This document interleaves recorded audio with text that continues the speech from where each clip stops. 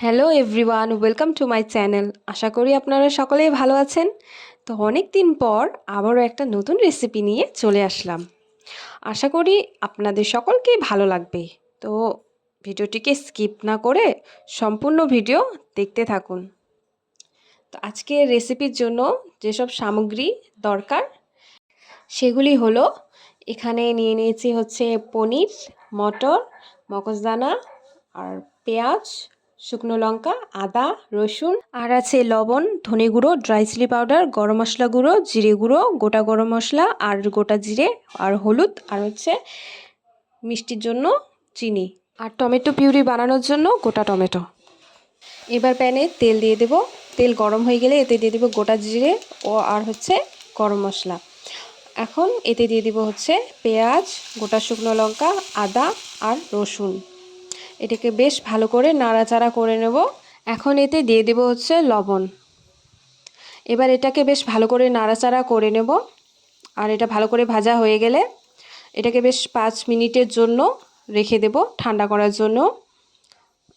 এখন এটাকে নামিয়ে নেব আর এটার পেস্ট তৈরি করে নেব। এবার প্যানে পরিমাণ মতো তেল নিয়ে নেব।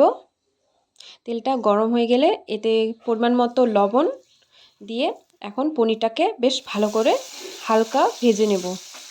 এখন দিয়ে দেব হলুদ গুঁড়ো। তারপর এটাকে বেশ ভালো করে ভেজে নেব। আমাদের পনির হালকা ভাজা হয়ে গেলে এটাকে এখন নামিয়ে নেব। এখন ওই তেলেই মটরগুলোকেও ভেজে নেব। দিয়ে দেব হচ্ছে পরিমাণ মতো লবণ আর সামান্য হলুদ গুঁড়ো। এখন এটাকে বেশ ভালো করে ভেজে নেব। এখানে মটরটা ভাজা হয়ে গেলে এখানে পরিমাণ মতো তেল দিয়ে দেব। তেল দেওয়ার পর এবারে দিয়ে দেবো হচ্ছে গোটা শুকনো লঙ্কা।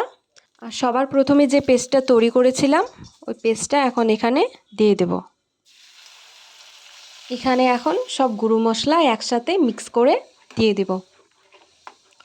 গুঁড়ো মশলার মধ্যে রয়েছে হচ্ছে ড্রাই চিলি পাউডার, লবণ, ধনে গুঁড়ো, জিরে গুঁড়ো আর আছে হচ্ছে হলুদ।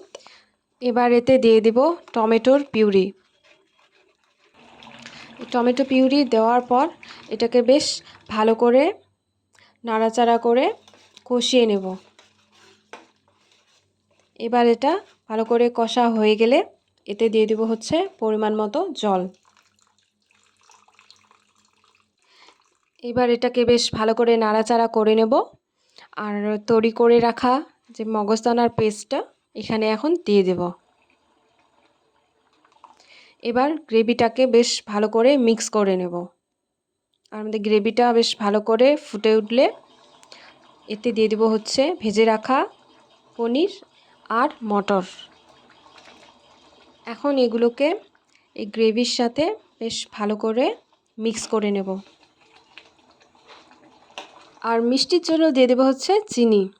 আর এভাবেই ঝটপট কম সময়ের মধ্যে তৈরি হয়ে গেল আমাদের মটর পনির মশালা। আর এটাকে আপনারা রুটির সাথে বা পরোটার সাথে ট্রাই করে দেখতে পারেন, খেতে খুব ভালো লাগে। আর আশা করি আমার চ্যানেলটাকে সাবস্ক্রাইব করে এইভাবে আপনারা সকলেই আমার পাশে থাকবেন। তাহলে দেখা হচ্ছে নেক্সট ভিডিওতে অন্য আরেকটা নতুন রেসিপি নিয়ে।